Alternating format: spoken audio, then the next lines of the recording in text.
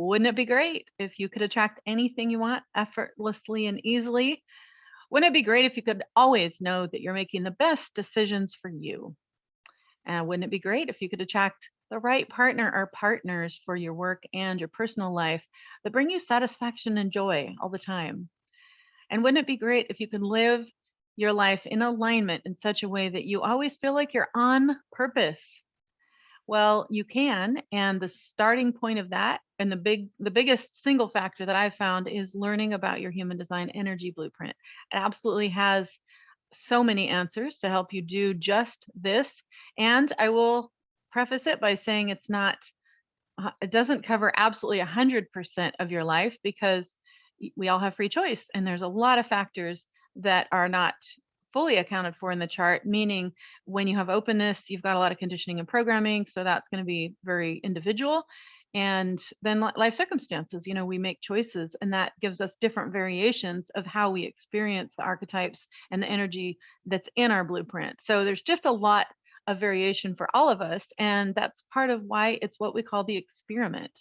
So let's get into that today by understanding your Incarnation Cross codes. This is part of a larger body of work about understanding your life purpose through understanding your human design. And today we're going to look at your Incarnation Cross. Well, we're going to look at Incarnation Crosses in general and give you some foundation and base work for doing some more detailed work, either on your own or with a coach such as myself or someone else that resonates with you, to learn about the 4 key codes that you can unlock to be fully in alignment with your life's purpose. So this is very exciting. And to give you, anyway, here's more about what we're going to cover. What is an Incarnation Cross? How do I unlock the codes? And then we'll have time for Q&A. So if you don't already have a chart, get one now at freehumandesignchart.com. And I'll just tell you a brief word about myself. If you're joining me for the first time, I am a professional change manager turned personal transformation coach, because about 5 years ago, my world fell apart, my marriage, my health, and my job situation, and I wanted to check out. I found human design and I decided to stick around. It was a big breakthrough for me to realize that I'm not broken. I'm perfect the way I am, and I'm here for a purpose. And that is my key message for you today. You are not broken. You're perfect the way you are, and you're here for a purpose. And today we're going to look at how you can step into your purpose more fully through your Incarnation Cross. When I had all these things happen to me in a very short period of time, I decided to apply my professional change management tools to myself. And as I tried to do that, I realized there was a big missing component, and that was energy.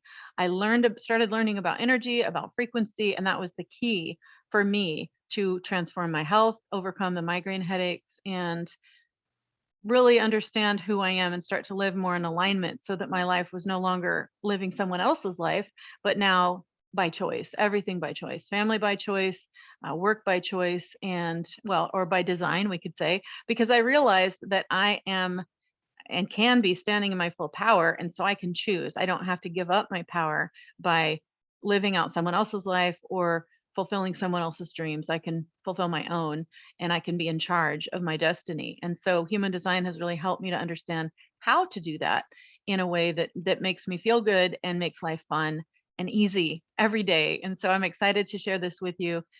My background is corporate, but I've been working with people for about 5 years. I've done over 1,000 charts, and I'm excited to share with you more about your Incarnation Cross today.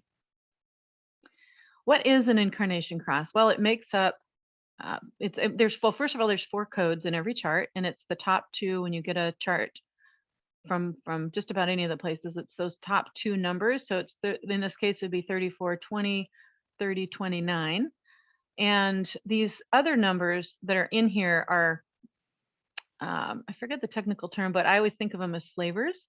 So there's a lot of variation and range in all of these things. And so there's basically 6 flavors of each of these energy patterns.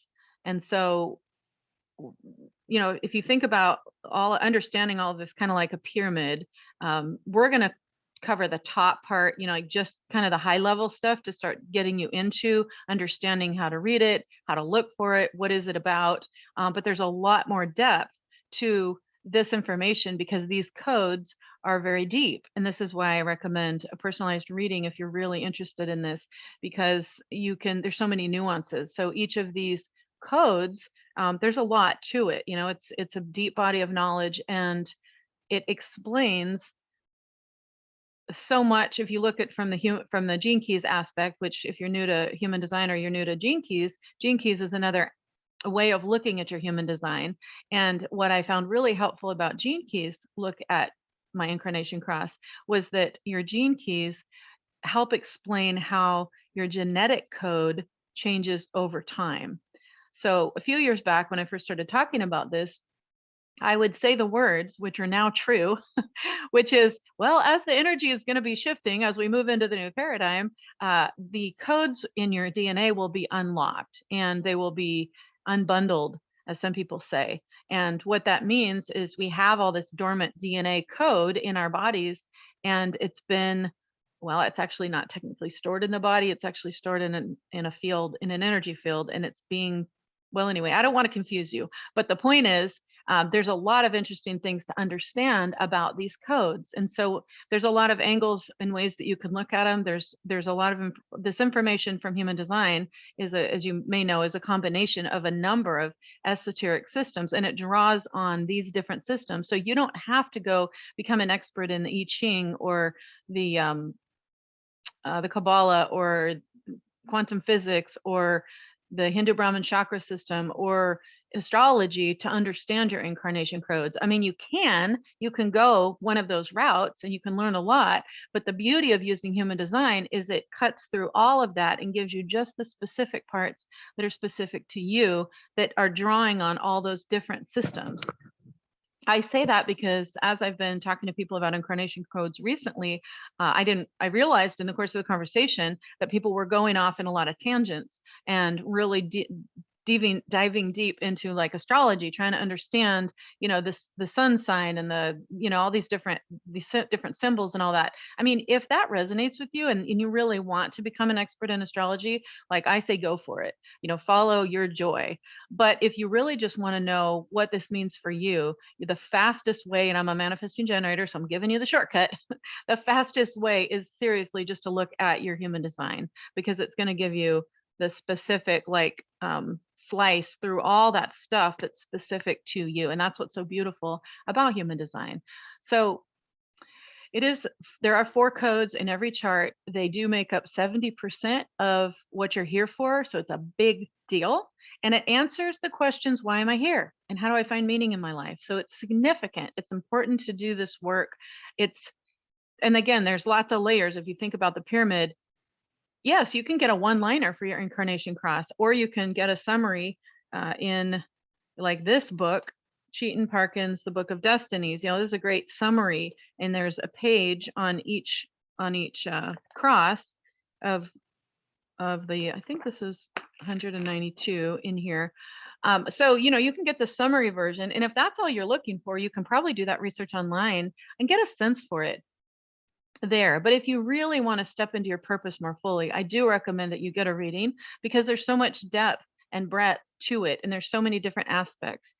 For example, like I mentioned, the flavors. There's the flavors of the archetypes, and then there's questions that you can journal about. There's affirmations for each of these codes. You're not going to get all that stuff online, but if you work with a coach like me or someone else that resonates, you can get a lot more depth and really save yourself a lot of time. But if you are a researcher and you want to do it yourself, I mean, certainly there's a lot of resources, and I want everyone to have access to this information. So depending on what path you particularly choose, if you've got more time than money, or you want to just cut straight to the chase and get help, like whatever resonates with you. I'm not here to sell you.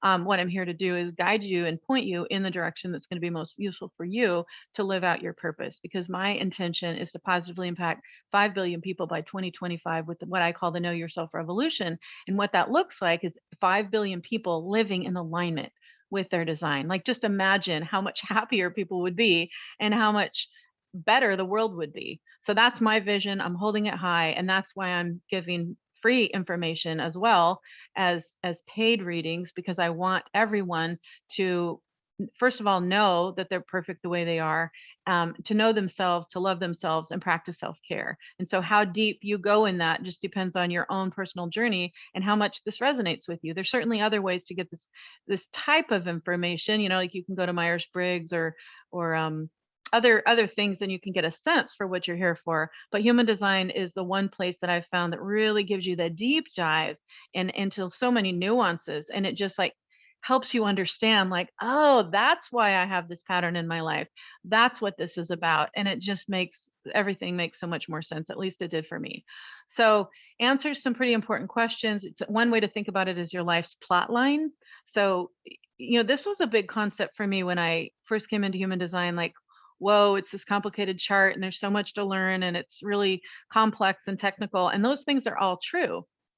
But if you take a step back and you realize that your human design energy blueprint is much like a owner's manual for a computer, then you start to see that, okay, there's different levels of this information. Like if you want a laptop, and you just all you care about is it just needs to be portable and it needs to fit in my suit in my handbag, great, you've got all these options. If you want to get into the details, there's a lot more configuration that you want to know of. Your RAM, your hard drive size, your whatever. I'm not a technical person, but just I want to use an example that everyone can relate to. There's a lot of depth you can go into. So the reason I'm saying that here is just to say Incarnation Cross is today we're going to give an introduction, but there's a lot more depth. And when you go online and you just Google your Incarnation Cross, that's a great way to get a starting point. But there's a lot more depth that you can get into. And if it really resonates with you and you're ready to step into your purpose more fully, this is when it can really help to hire a coach or, human design mentor or guide, someone like me or someone that resonates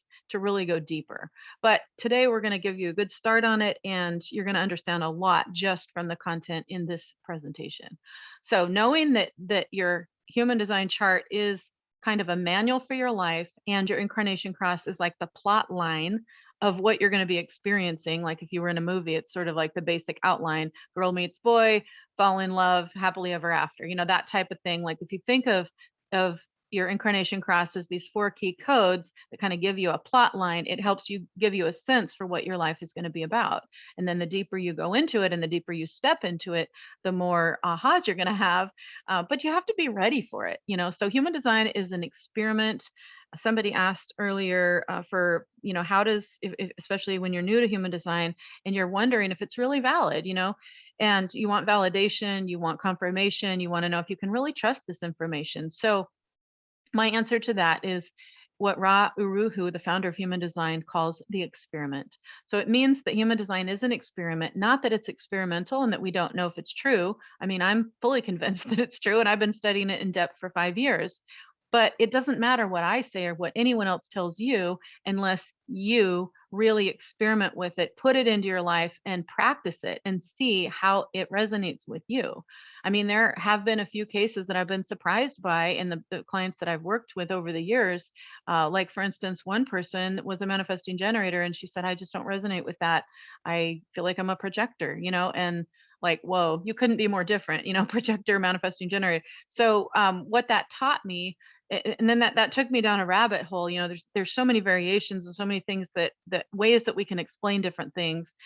All of that to say that it's important that you follow your heart and that you start to implement this in your life and really see if it resonates and how it resonates. So with that, I want to tell you, I'm going to finish this bit of information. I want to tell you a little bit of story about my own and what happened to me when I found out my Incarnation Cross.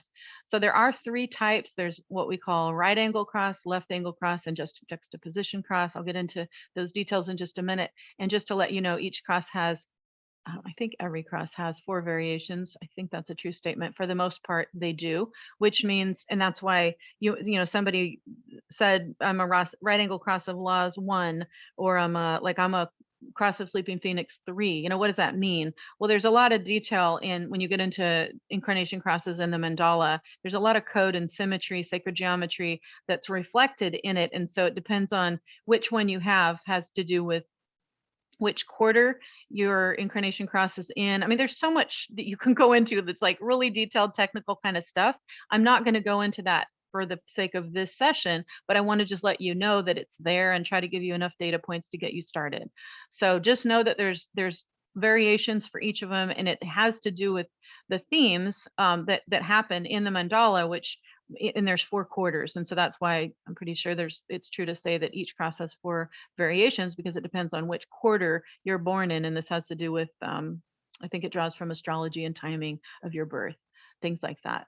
So that tells you a little bit, and some of the charts I've noticed don't have Incarnation Cross written out with the numbers in the in the parentheses, like most of the older or original, I'll say original human design charts. And so that's why I'm putting this in, so you can see it's the top 2 on either side of your red and your black. And this has to do with the black codes in your chart are your conscious side, and the red is your unconscious side. Another way to look at that is what you believe yourself to be, which is your mind. That's what you the way you see yourself. And then the red is unconscious. You could also think of it as your body, or the things that you inherited intuitively or energetically or genetically from your family of lineage.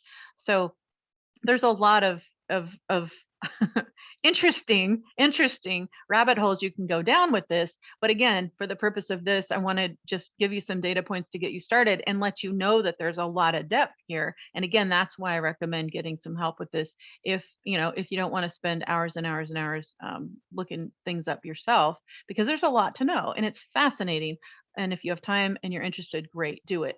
Let me tell you a little bit more, and then I'll tell you my story. So there are here it is, 192 general crosses, and so that makes almost 800 variations with the different quarters.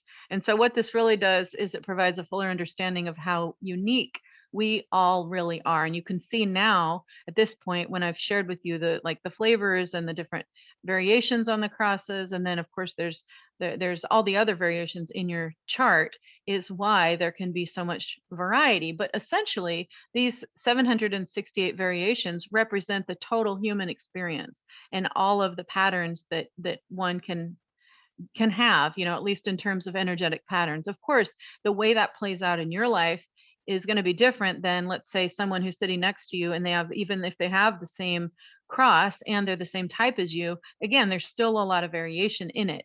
And so I just want you to know we're all special and unique. Just because your life purpose falls into one of 768 possibilities does not mean that we're all the same. And in fact, we're still, you'll see themes, but there's still a lot of variations. I hope that's clear. I want to just tell a quick story about my own Incarnation Cross and sort of the journey here for me. My Incarnation Cross is the Cross of Sleeping Phoenix 3.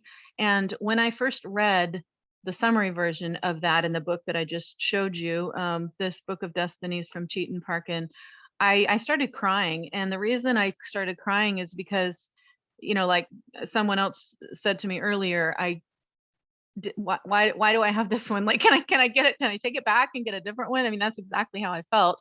I now believe, and I know this may be contrary to your preconditioning and programming as it was to mine originally, because I grew up in a very conservative Christian family. My name is Grace. I have sisters Faith, Hope, and Joy, and a brother Joel.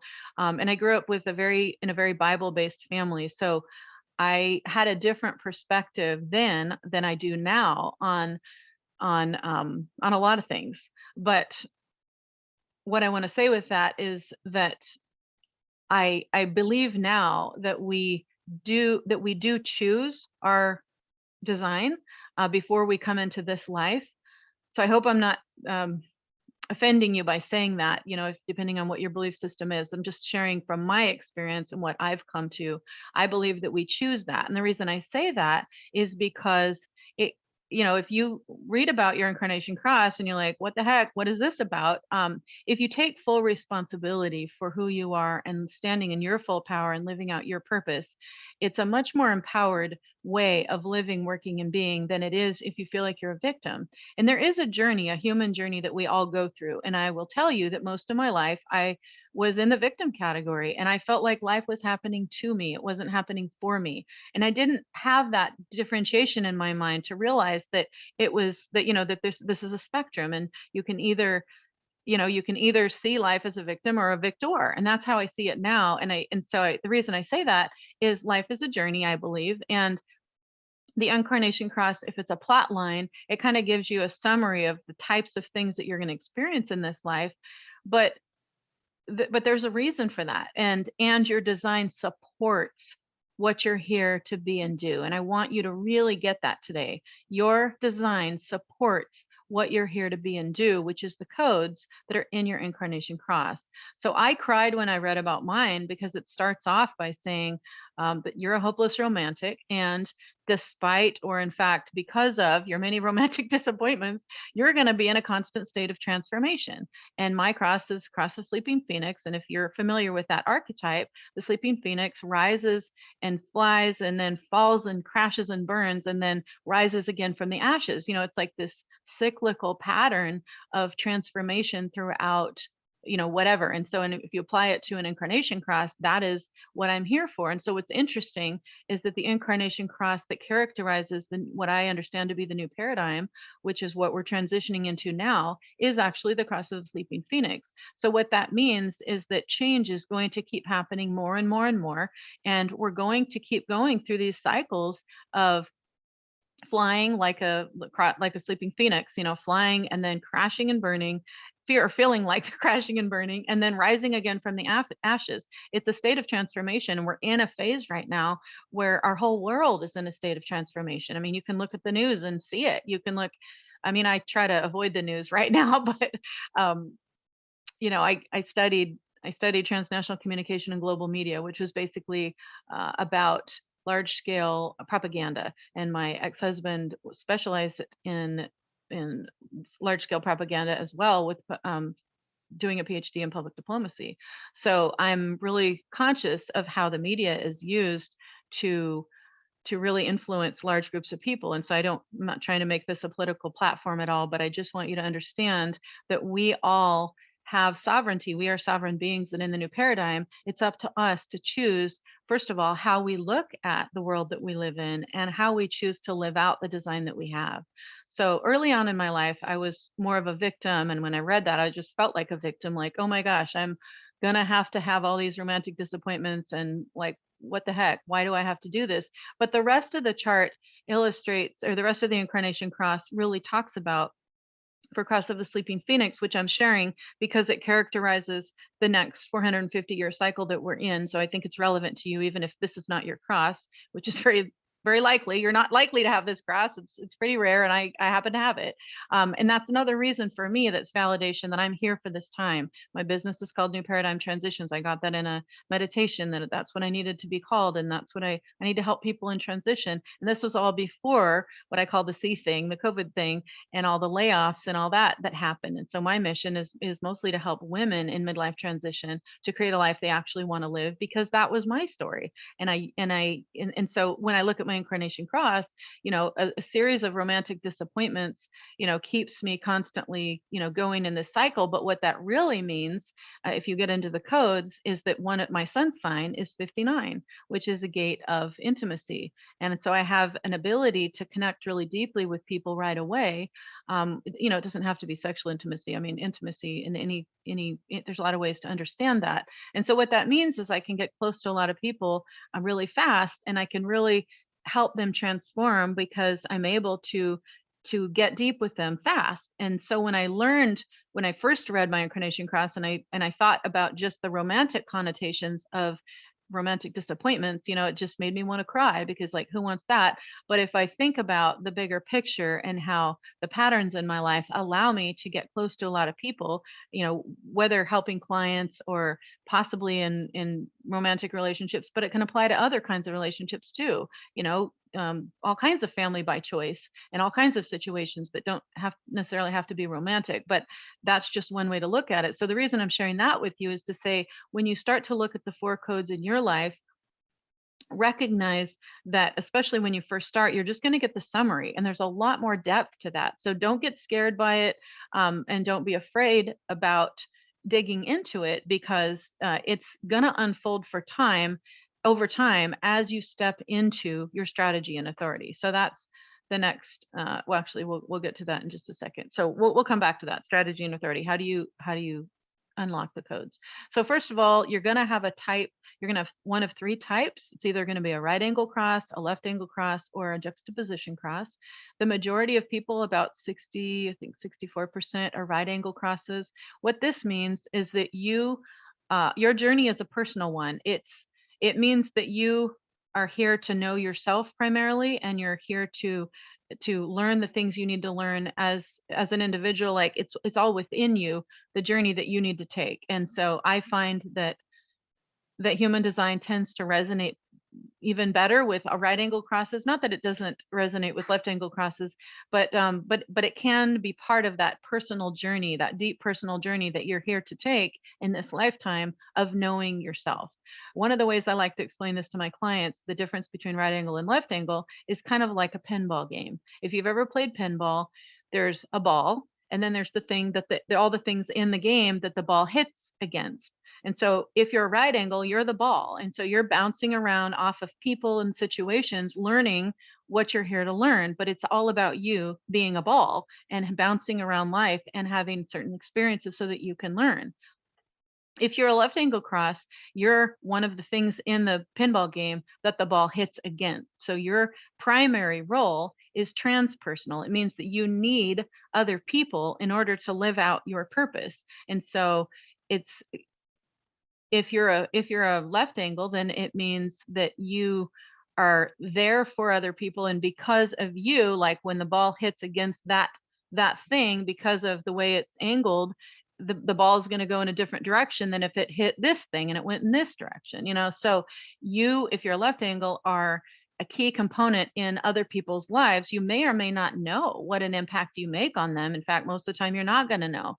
But because of you, someone will learn something new, they will see something different, they'll have a different experience, and that is part of your life purpose, is to be the thing that the right angles hit against. And for the left angles, you know, you might interact with other, I'm not saying you're not going to interact with other left angles. The point is your purpose can be fulfilled with and through other people, because they need to bounce off of you in order to have their experience, and then your experience is based on them bouncing against you. I hope that helps.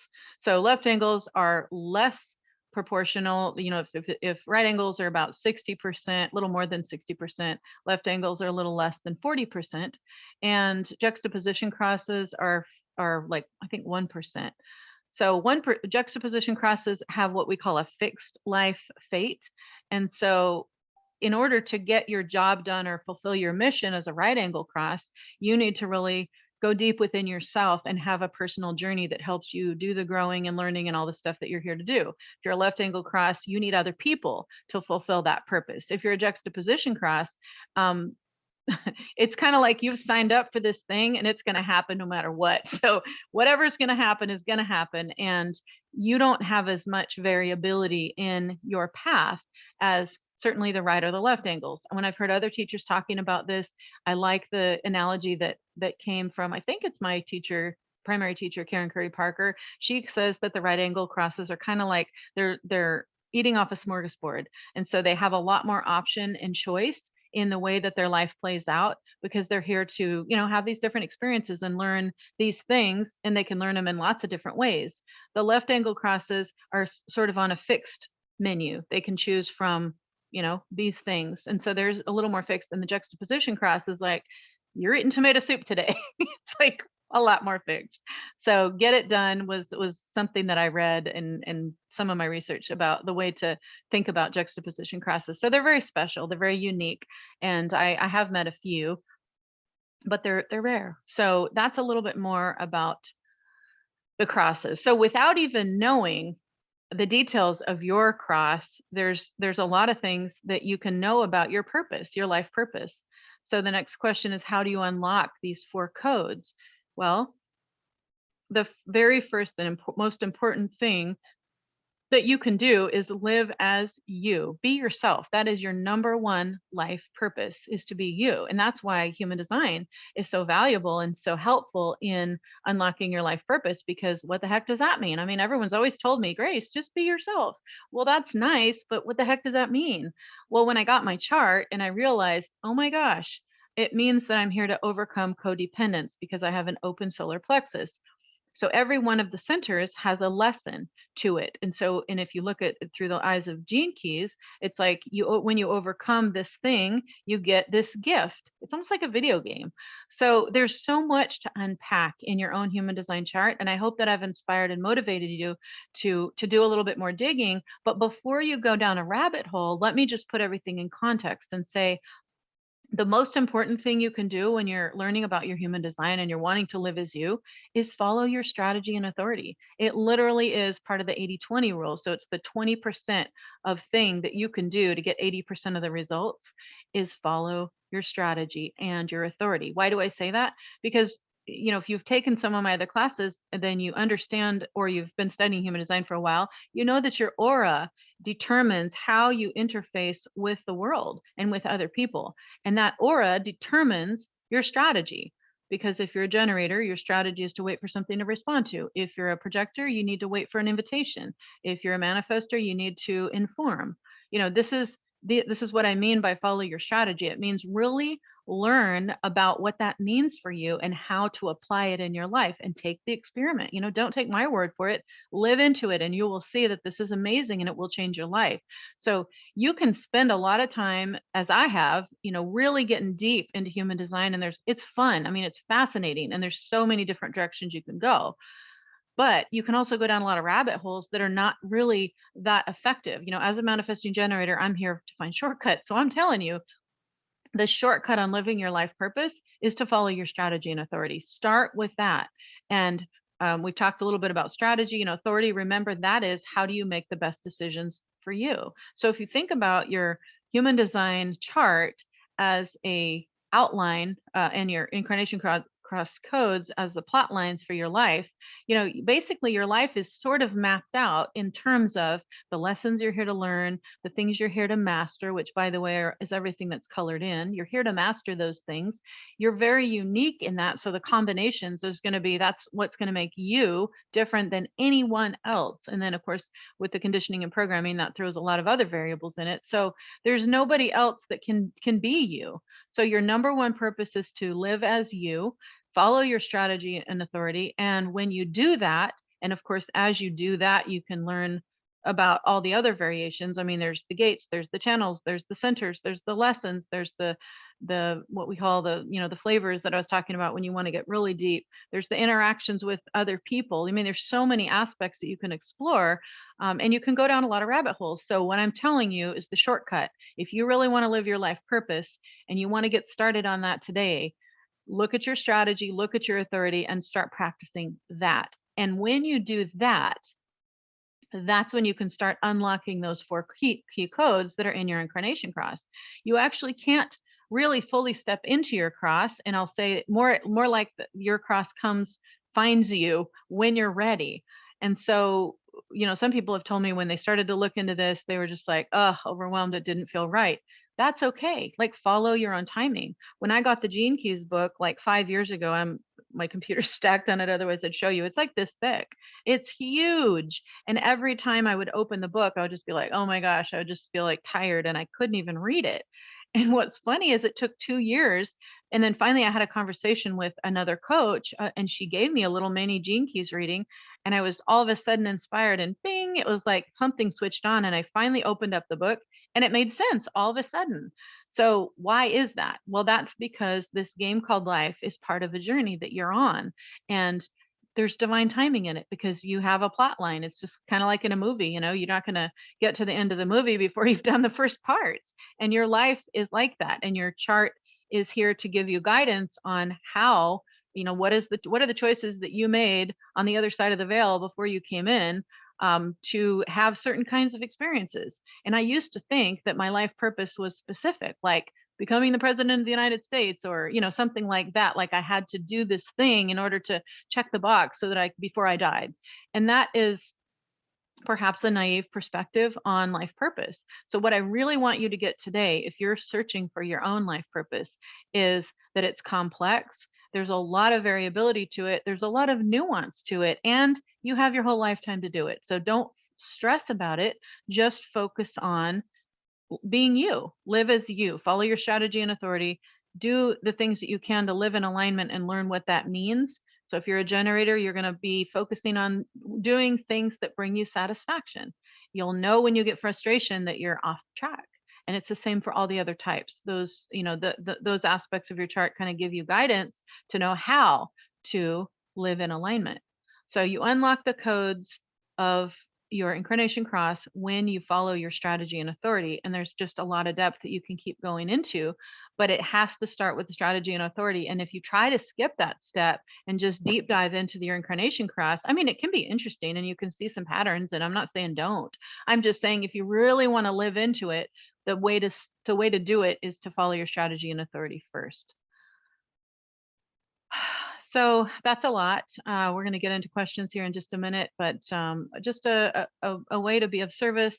If what I've shared with you resonates and you'd like some personalized help, I am doing many human design readings now, which are recorded. This is a special that I've put together as a part of this particular series, and so you don't get the benefit of the conversation that you would have over a 2 hour, one of these other packages where we have more time together and more conversation. But what you do get is a mini reading. So in 30 minutes, you'll put in your information and then you'll schedule it, and I will just read. I mean, I will look at your chart and record all the things that jump out at me about your chart and everything that I can share with you in that time, as much as possible, that addresses whatever question that you have or whatever challenge that you're working on in your life, how this can help. So if you asked me, what is my life purpose? And I just want to get a mini human design reading, I would focus on the most important things that you need to learn about living your design so that you can more fully step into it. And so that would be, that's just sort of the entry level. Here's the place to start. If you really just want to get started and you want to do something personalized, then this is an easy, low cost, affordable way to get your foot in the door for starting to understand your human design. And if you ask me, a question or two, when you put that in, you have that option, then I'll be able to focus it on something specific that you want. And there is a special price on there for this week. So go ahead and check that out if it resonates. If you're ready to go deeper, I do a deep dive, human design profile deep dive. This is 1 hour sessions, usually over 2 weeks. And this is where we look at your design. The first hour, we look at all kind of a summary of all the most important things. And then the second hour is we start getting into more of the nuances and the details. I mean, I say that there's a lot there. So we basically do 2 hours on the most important things about who you are. And you can spend years studying your chart. I mean, I've spent 5 years studying mine. So when I say this, remember again, the tip of the iceberg, or the pyramid, I'm going to give you the top, the top of however deep you want to go. So that's a 2 hour package. The Activate Your Life Purpose is also a 2 hour package, and it's similar. And the difference here is that in the first hour, we look at your chart. In the second, the most important things that you need to know to be you. And then the second hour is really about these 4 codes we've talked about today, your Incarnation Cross. So we look at the 4 codes from 2 perspectives, from a human design perspective and a Gene Keys perspective. And I give you journaling assignments and affirmations and follow up to really help you implement that in your life and help you to activate your life purpose, literally, because who doesn't want to live on purpose, right? And who doesn't want to live their life in alignment? So all of these are going to help you live in alignment, but this one's focused on activating your life purpose in terms of those 4 codes. Now, if you're in a relationship and you're having challenges, or you want to really take your relationship to the next level, this human design partnership assessment might interest you. This is a bigger package, and it's 3 90-minute sessions. The first 90 minutes is usually about you. It's a deep dive on your chart. The second 90 minutes is your partner's chart. And the third 90 minutes is, and this is usually over 3 weeks so that you have time to integrate. But that third session is about the energetic being or entity that is created when the 2 of you come together. So when you come together with anyone in your auric field, something is created. And that's why you can understand now from a different perspective why when you meet up with your Aunt Susan, you have a completely different relationship and different way that you see her than maybe your sister does, even if you've had a lot of the same experiences with Aunt Susan, but you have a completely different dynamic. When you look at your chart and her chart, you will see something very different is created than like if your sister and her were to look at their charts together. So I hope that helps. I used to spend a lot of time in my early years trying to understand that, like, why is it that I have this experience with my mom and my sister thinks something very opposite? Like, how is that even possible? And then when you look at the charts, like, oh wow, it makes so many things make sense. And in that partnership assessment, we look at four things. We look at your your areas of companionship or friendship. We look at areas of compromise. We look at areas of domination and areas of attraction. So it's pretty interesting to see those patterns and themes and understand how you can maximize the potential of the relationship. And a lot of times the big ahas come from just seeing that, you're pairing and having someone give you some external perspective on why, oh wow, you're like this and your partner's like this. Well, that means, XYZ for how you can relate better. And that, I've shared in some of the other calls, some of the examples of, that's saved some marriages. I know some of my clients, because they were on the brink of marriage, they were on the brink of divorce because they were so frustrated. And then when they learned about who each other was from an energetic perspective, they could see how to really shift things and maximize their potential and take advantage of the 20 years that they'd already spent together.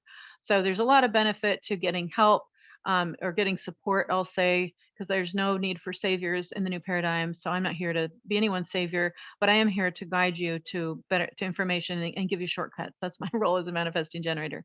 If you're not sure what package is best for you, then I recommend a quick call. It's a 15-minute call, and we can talk about what your situation is and how best I can help. So that's at askgrace.info. And now I want to get to the questions. Oops, I guess I missed the slide about Q&As. So maybe we'll just go around in the time that we have your quick takeaway. And if you have a question, go ahead and ask, and we will go ahead and, I'm going to go ahead and turn the screen share off. Oh, before I do that, while we have a couple extra minutes before we end, I'm going to give you the survey link if you want to be on my mailing list, or you have a question, or you want one of the replays, or whatever. Just go ahead and put that in the when you it's just couple quick questions, and that allows you to do that very easily, get into my system. So with that, thank you so much. I trust that this has been useful for you, the part of learning about the basics of your Incarnation Cross. And I would like to go around the room, the virtual room now, and hear your one takeaway, or a question from each person. So who would like to start? I see your hand, CJ, go for it. I think Carrie and I are both interested in potentially eventually signing up for the relationship survey, or one of the options there. But I'm really big on just really trying to understand some of this stuff, so that whenever I like to know every little part. And so do you have any suggestions on, like, when I'm doing like self-research, because I'll probably get off here and just be looking through this Incarnation Cross. Is there any particular resources or thing that you recommend I go and do to kind of really get a knowledge base with this? Yeah, I mean, if you're wanting to look online, Jovian Archive is the website of Ra Uruhu's son. I mean, when he passed away in 2011, 2012, he passed everything on to his son. So his son owns I think, Jovian Archive, which is all the original information about human design. There's some good resources there. My favorite teacher is Karen Curry Parker, and she has a lot of good information on YouTube. And you can sign up for her courses or her things as well. What was her name? Karen Curry Parker. Okay. Yeah. And, go ahead. So my point is, there's a lot of good resource and a lot of good coaches, but those are the first two places that I would go. And the difference between Jovian Archive and Karen Curry Parker, in my opinion, is Jovian Archive takes a more classical approach, like the fundamentals of human design as they were originally given to Ra through the voice. It's more of a conservative approach, and Karen Curry Parker's approach is more like, I think it's more it reflects an attitude of, like, let's adapt with the times and let's put it in more empowering language. And I think it's a little more accessible. So both of them have their place and they have their value. Does that help? Well, yeah, absolutely. And my last question on that is also because it's all the level of subjectivity, like everybody has their translation of it. Mm-hmm. What would you recommend avoid? Like, where could I get the wrong information or something that might, because I'm sure there's people out there that maybe it's not the best resources or anything? Is there anything to avoid that I would say?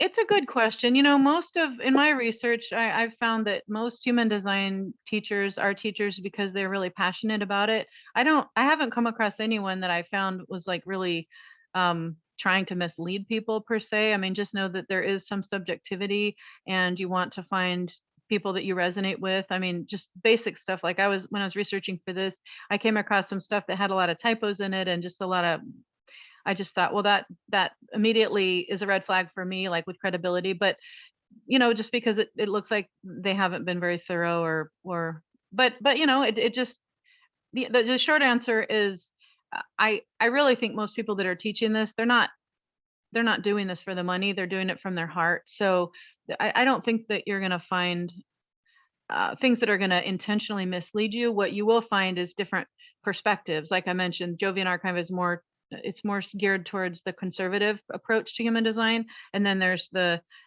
kind of the other end of this pendulum is where Karen Curry Parker lives, I think. And then there's a lot of stuff in between. And then there's people that specialize in the corporate aspects, like how to bring it into corporate. So they're going to have a different flavor. So really that's what I would say. Just recognize that there's a lot of subjectivity and the intention behind the person who's sharing it. They're just coming from a different place and wanting to help maybe a different segment of people. So when you find somebody that you resonate with, work with them or look at their website, whatever. And there's a lot of good books. So if you're looking for a book and you're really getting into this and you want to do everybody's chart, like this is a good summary. The Book of Destinies from Cheaton Parkin and Carol Eastwood. Cheaton was one of Ra's original students, as was Karen Curry Parker, and as was Richard Rudd, who does Gene Keys. So those are all really good, reputable resources that I would go to. They put a lot of information out for free and paid too, and it's worth it. It's worth the investment. Does that help? I think, are you Austin local? Is that correct? Do you do is it all digital or do you do any in-person stuff, or is there any, like, I don't know how that works? Yeah, I do some in-person stuff. I find that my manifestor clients and projector clients particularly like to do in-person. So if I have done a lot of local stuff, mostly for manifestors and projectors, because they tend to prefer that. Yeah, are you local to Austin? Yeah, we're both here in the Austin area, North Austin area, Pflugerville, Round Rock area. Oh yeah, I'm in Manor, so we could definitely meet in person if you prefer. And I do some events on the Human Design Tribe, my Facebook group. I haven't been super consistent with it, but I do sometimes post in-person meetups. I just haven't had that good of a turnout, so I haven't really focused on it, but that's another option. Awesome. Thank you so much. You're welcome. Claudia, how about you? What's your takeaway or question? Hang on, let me get my video here. I turned it off. So I just wanted to thank you. Yeah, one thing that is kind of, I guess, like sticking out with my own, which is an REX Consciousness 3, is, and I wrote it down. You're here to transform your mental pressure to figure things out and communicate effectively to others, turning them into followers. Not everyone can push forward ideas to lead, but you have the energetic design to do so. So in my business, I'm a body worker. I'm also a craniosacral therapist. And so I work with a lot of people in trauma, and like taking my authority and my strategy and implementing that into a successful business really pushes me out of my comfort zone. It's hard for me to look at my Incarnation Cross right now because I am pushing myself so hard in these areas, like making videos, and I hate looking at my face and saying like I'm doing now. It really having to go back through and just say, okay, strategy and authority, strategy and authority, strategy and authority. Do something you love. I do not love that. Well, you might just outsource it. Yeah, and walking through that is definitely part of my path, and seeing that with others and listening to everyone here about their perspective on their own incarnation crosses is really helpful to see that process. you Well, know, because it I is different than your strategy and authority sometimes. Yeah, well, what it is it's 4 codes. And when you get deep into those codes, you'll start to see that there are life patterns that you have. Like I mentioned mine for intimacy. I've always had this special gift of being able to connect with people really quickly and easily. And that is because my sun's sign is gate 59, which is all about that. So when I learned that and I started really like getting into that, like understanding the nuances of what that means, I can now apply it to my life. And I'm also regularly practicing, I mean, every day following my strategy and authority. So you're welcome, Susan. Yeah, if you need to leave, go ahead and leave. We've come to the time. So if you can stay longer for questions, please do. And if you need to leave, go ahead. What I want to say with that is that there's, again, there's so much nuance to this. And since you mentioned cross of consciousness, and I have so many people across of consciousness in my life, my mom, my brother, and one of my best friends that I lived with for 3 years, they're all cross of consciousness. I'm very familiar with that one. So even though that summary of these 4 huge codes that have a lot of variation, that summary, it might be true. That's not, that if you try to summarize anything that's so deep and so wide, you're not going to get 100, you're not going to really get the full meaning of it. So I wouldn't argue with you. I'm not going to say that's not the purpose of that code or those codes, but I will say that my understanding of that particular one, and again, my thing is shortcuts. So, as I have looked at my mom and my brother and one of my best friends, they are able to provide for me what's missing. So when I think of cross of consciousness, they listen to me talk and they're like, well, yeah, but have you thought about this? Have you thought about this? Or what about this? And they're looking for a pattern and something that's missing in that pattern. And so that's how I understand cross of consciousness, and how you apply that to your work. It may be if you're doing somatic work and you're a body worker, you might be listening to a client and they're talking to you about their pain, and you say, well, okay, yeah, I can see why sitting in front of a computer for 8 hours a day and not getting any exercise is going to cause you pain. But what about your diet? How are you dealing with inflammation in your diet? Like whatever. I'm just making it up to give a point. But that's how I understand the summary version of cross of consciousness. But there's really a lot more to it, because it's made up of 4 codes that are very deep and have a lot of nuance to them. So if you're not really drawn to dealing with that right now, like I wouldn't worry about it. Just start practicing your strategy and authority. Remind me again, what's your type? 3-5 generator. That's right. So you're going to wait for something to respond to, and your sacrally defined. Correct. Okay. Yeah. So you're going to listen to your gut. So that's sacral what you're and spleen. Yeah. Yeah. So yeah, mine is sacral and spleen too. And what I've learned as I deep dived into that is that really it's about your sacral. So it means that you have access to that the spleen, which is a splenic knowing. And sometimes you do just know right away. It doesn't really matter whether you assign that knowing to your gut or your spleen. I mean, it doesn't really matter. And you want to make a good decision, and what the point is you listen to your body. So don't get caught up in worrying about the variations on that. Just start practicing listening to your body. And then if you apply that to your somatic work, I just imagine that you have a lot of perspective on how to do that, how to really listen to your body as a generator. So that's where I would focus if I were you, if you're not really, that interested in digging deep into these 4 codes yet, because you don't have to. You have a whole lifetime to do this. Like there's no rush unless you're feeling like you're really being called to this right now. Does that help? Yes, it does. And I have done digging. That's the issue. Some of it is like, oh, I want that. I want to feed my own narrative, right? Like everyone else. Yeah, I'm not ready for that, but like this is okay. And, and like you said before, sometimes you're just not ready for it. You're not ready to do those aspects because it is such a deep dive. You can go really into a lot of areas. Absolutely. And since you mentioned narrative, I do want to make an important point that I think applies to everyone. The story that we tell about ourselves is so important. It's so important in how we see ourselves and what we manifest in our lives and how other people perceive us. And so when you look at those 4 codes, like for me, I mentioned in my example, I'm a hopeless romantic that's going to have a lot of heartache and a lot of messed up, like frustration with relationships. I can tell that story as poor me sad, sad and poor me, or I can shift the narrative and I can say, wow, I have an ability to connect deeply with people. And that means I get to have a lot of relationships potentially, or maybe just a few, but I'm going to really connect deeply with the people that I am drawn to connect with. And I'm going to learn a lot along the way, and I'm going to transform my life and theirs at the same time. Like, that's another way to look at that same information.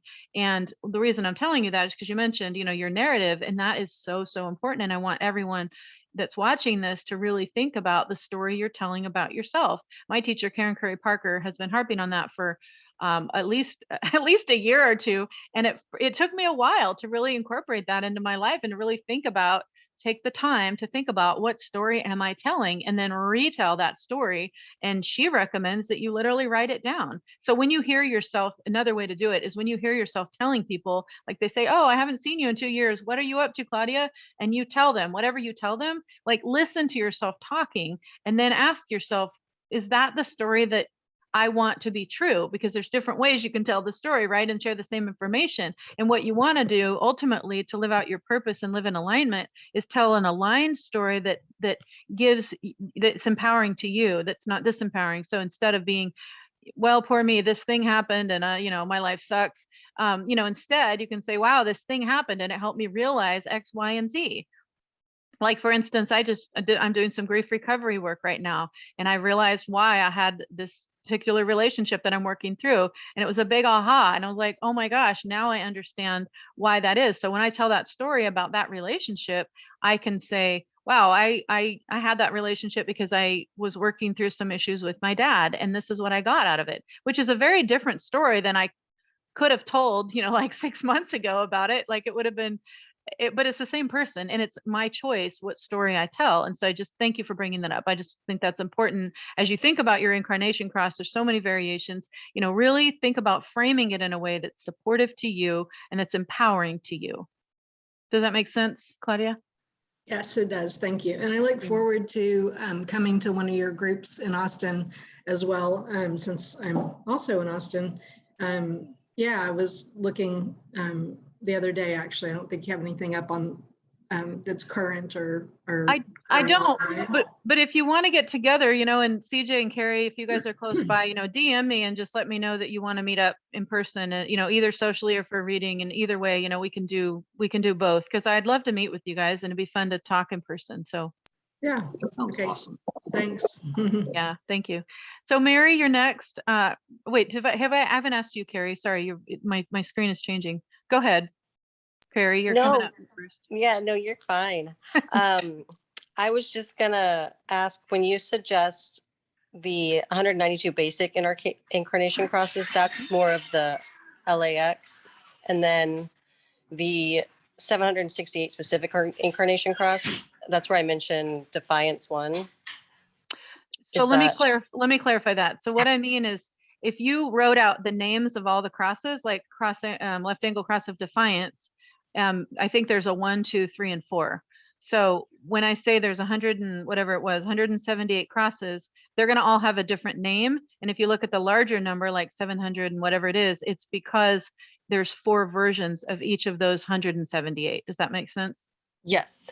Okay. I think And that's, yeah, and they all have a different flavor, and it just has to do with when you were born. Like, if you're, well, I'm not sure how to explain it in a short way, but it just, there's variations, there's variations. That's all I want to say at this point. So just look up your particular variation and it will resonate. I mean, everyone I've done a session with about their incarnation cross are like, oh yeah, I totally see that in my life. And it's really fun to see those aha moments and to understand, again, like I say, it's much more empowering if for me to choose to believe that I chose this design, that I'm a 2-5 manifesting generator with right angle cross of sleeping phoenix.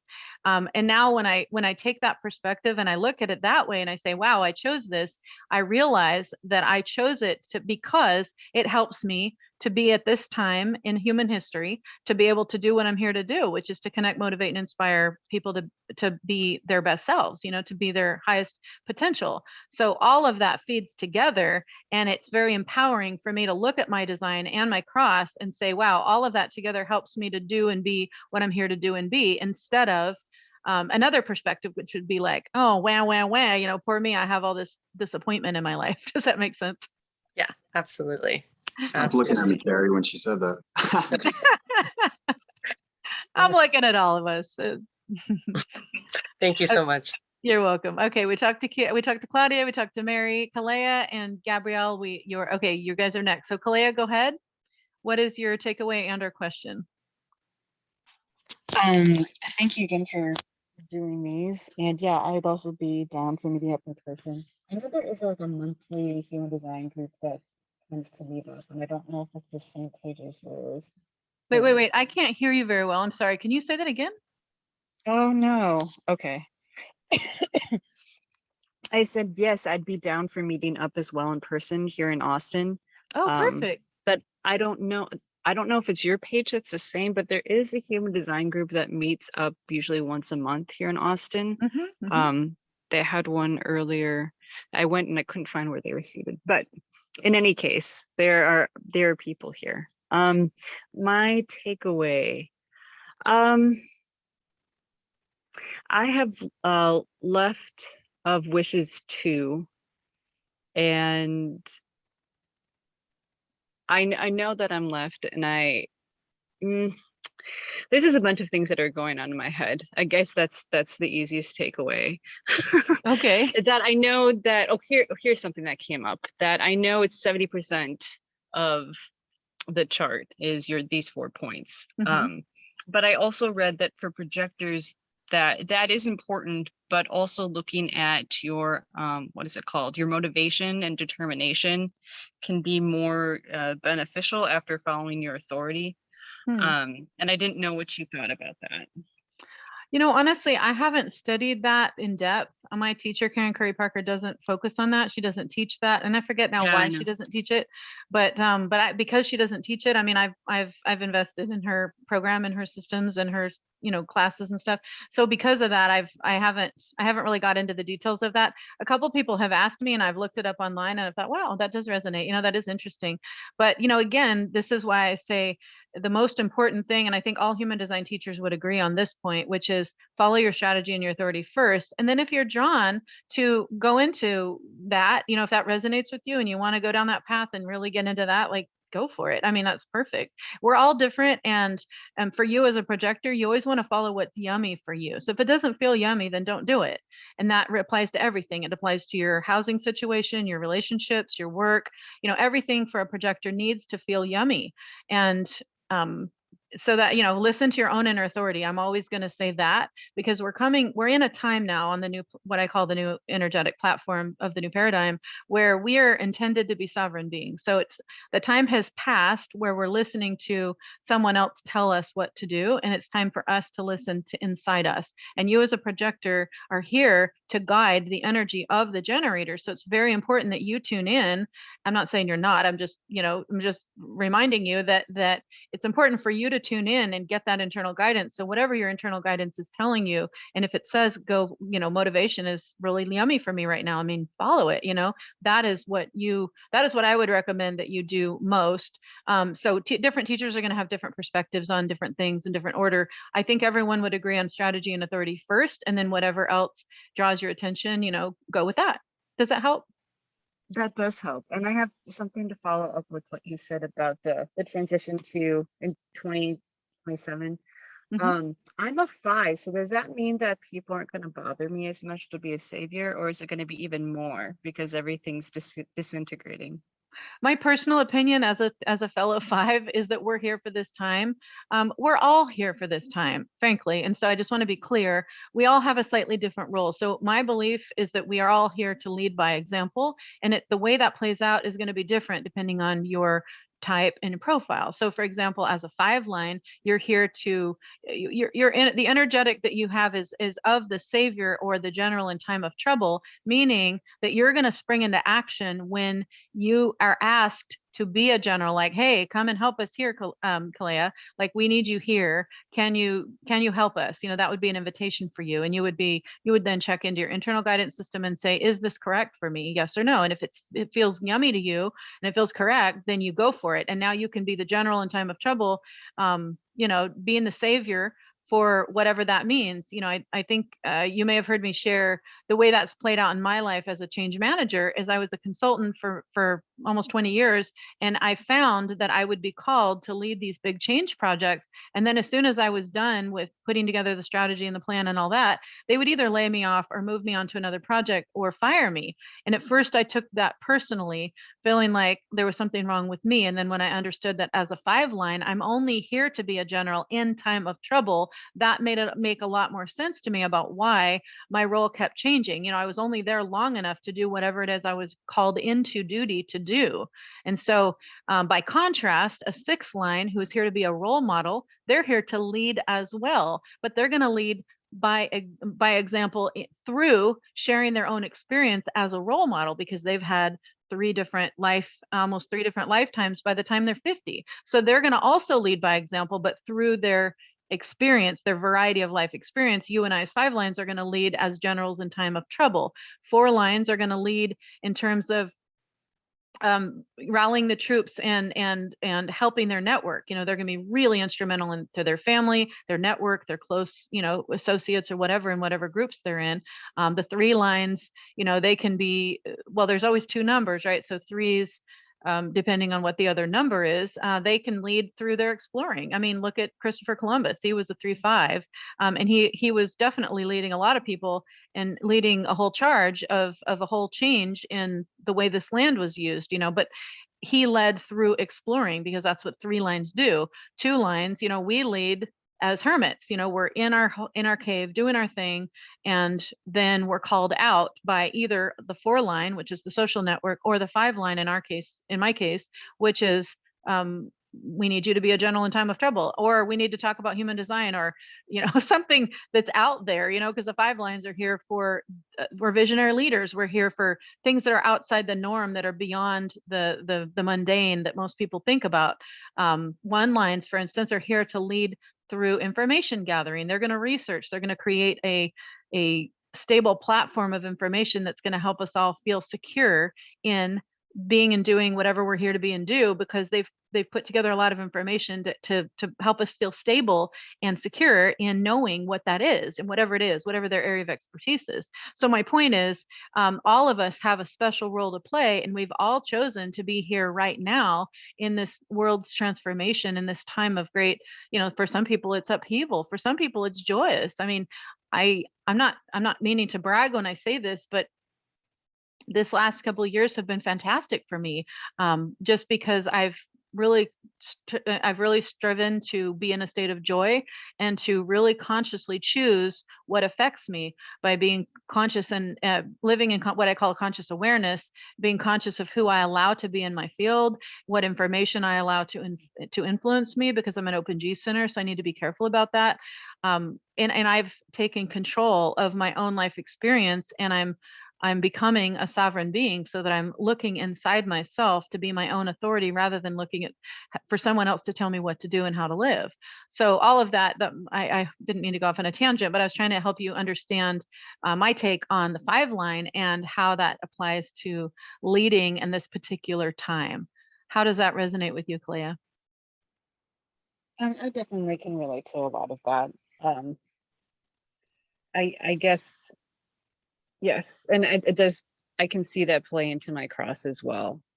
I guess my difficulty right now, or my challenge, is being in a place where nothing really excites me or feels delicious that I'm supposed to go after. And being like a 5-1, I'm like, well, I like learning a bunch of things, and I have an open head center too, and I have a bunch of open things, but also open G. So being aware of what other people tell me is not me, and are my ideas, and what is this really my interest, or is it just someone I'm standing next to? And then spending my time on that. So when someone does actually need my expertise, like, I am ready with it and saying, well, I read this thing once, Yeah. Well, if nothing is feeling yummy to you right now, what comes to me for you is that you may be burned out. Most projectors are, and if it's not feeling yummy to you, if nothing is feeling yummy, I would really encourage you to focus on self-care. So what would feel yummy in your body? What would feel yummy to you physically today? Focus on that, because if you are burned out and you haven't addressed that, you will not be able to take you will not be able to get the correct invitations for you, and you will not be able to take to answer the call when you get that general in time of trouble, kind of call, because you won't be ready. So it's important that you feel good in your physical body, your physical, emotional, mental space is clear and supported, and you feel good about all of that. And then it's only then you can, in my opinion anyway, that you can check the box on self-care and say, okay, now I'm ready. And as soon as you are physically, mentally, and emotionally ready, and you're feeling yummy in all those areas, boom, all these invitations are going to come to you. And I know this to be true. I'm working with a client right now that's a projector client, and she's very switched on, but she's had a lot of things happen in her life recently, as most of us have. And so it's only, as we've been working together now she was in my 10-week program, or almost to the end of that. So we've been working together for more than 10 weeks.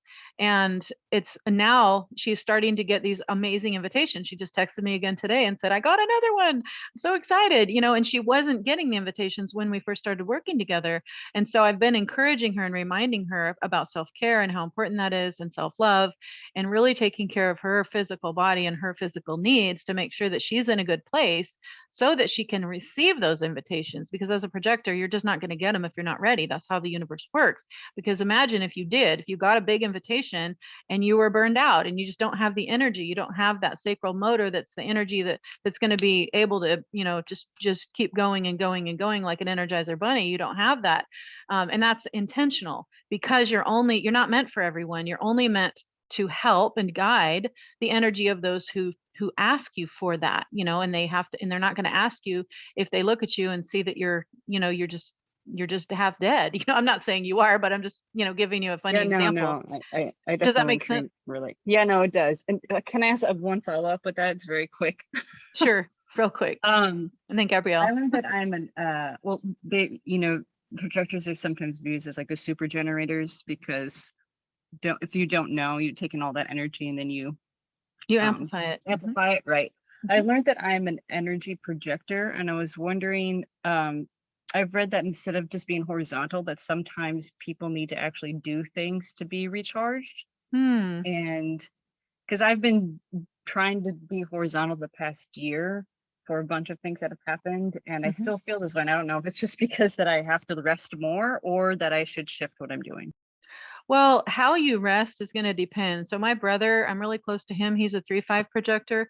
And for him, resting is working out. I mean, he works out at least an hour a day, and he's amazing. He's super buff and super trim and fit and blah. He's always been like that.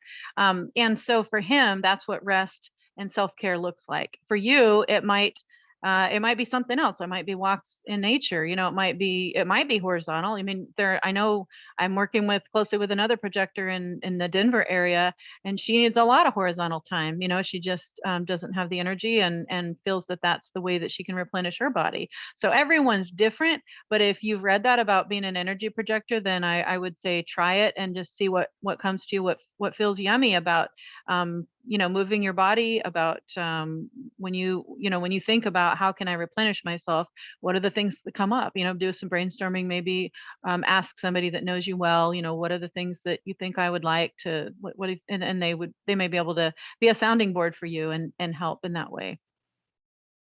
Thank you so much, guys. Okay, you're welcome, Kalia. Okay, Gabrielle, thanks for hanging in there. I know we're past time, so thank you for your patience. Do you have a question or a takeaway?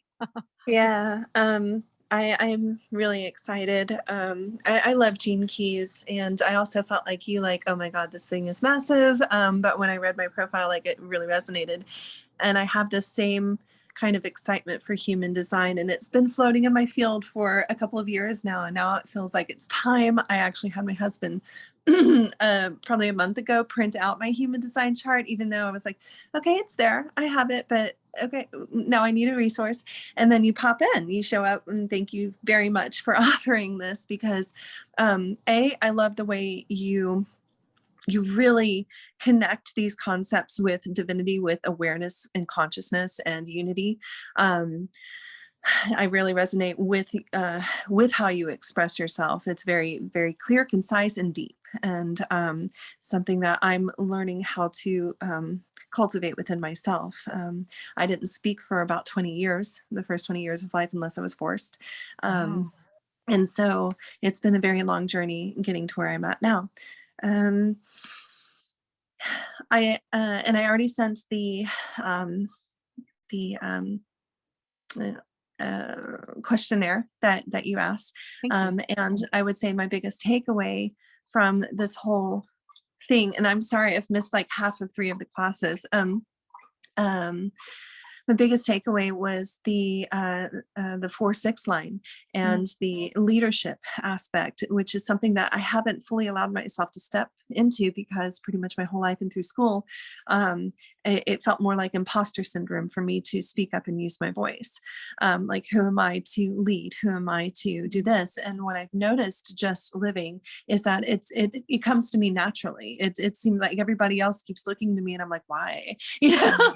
and now I get it. I get it. And I've seen that, like, whenever we were to do group stuff, I was annoyed when people were fumbling around trying to do something, but really I didn't understand that I had all the answers. And if I had just spoken up, everything, it would have cut through with clarity. So thank you for that gift and something to fill into. I am also in Austin and would love to meet all of you. I live in Round Rock, and so if y'all wanted to get together and maybe do a group thing, that would be amazing. Yeah, DM me if you're in Austin. DM me and let's put something together. Maybe the next week or two. But if you DM me, then I'll have your contact information all in one place, and we can put something together. That would be wonderful, and I'd love to have a session with you as well. I was curious. I did ask for a couple of recordings and received one. Is it possible for you to send me all the recordings so I can just have a day where I just do the thing? That would be wonderful. Yeah, I'm in the process of putting them all up on YouTube, and I've been experimenting with should it be public or private.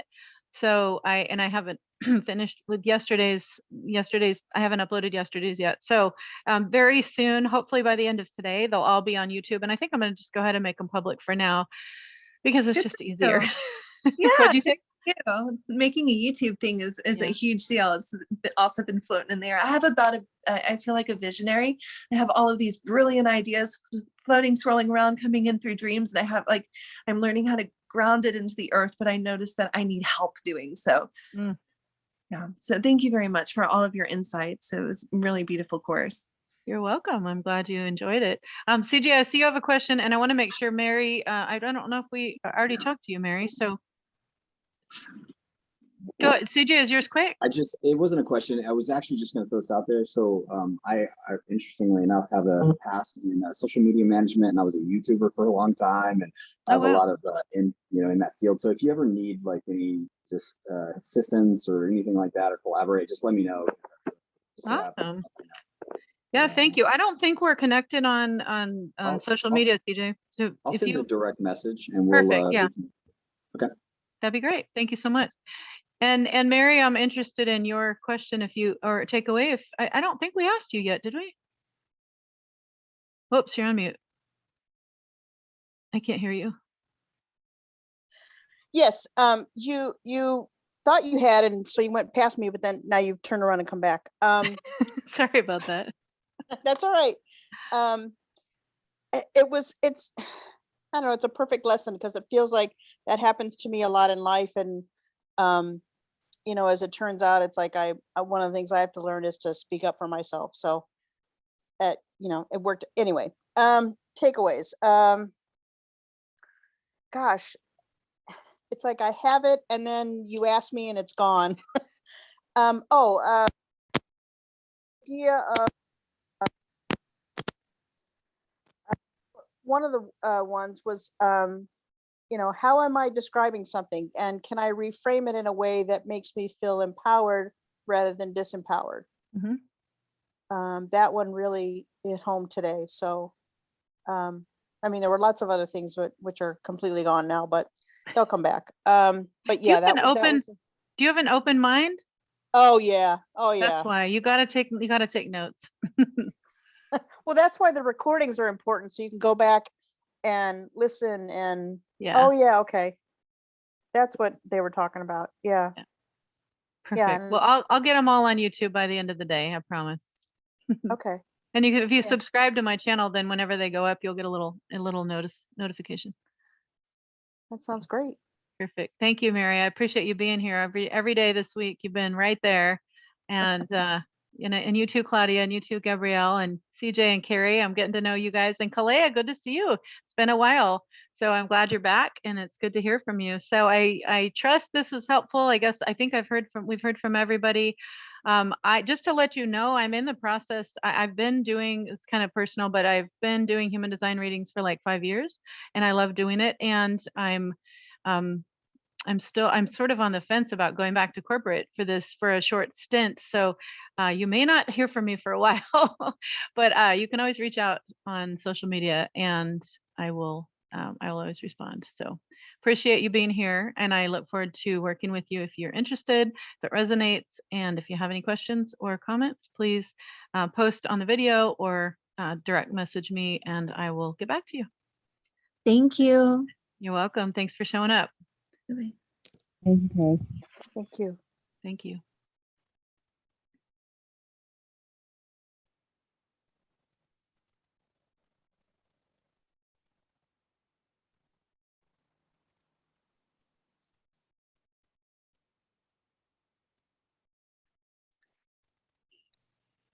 I'm reading all the questions and comments and I think I've covered everything. So did you have any other questions or comments, Mary? Just, I need to look at, like, doing a thing with you, especially like right now I have a whole lot of time and not a whole lot of money, but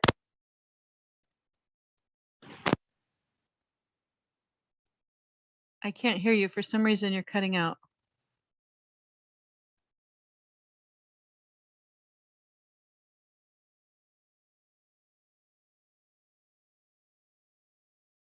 I don't know why I can't hear you all of a sudden.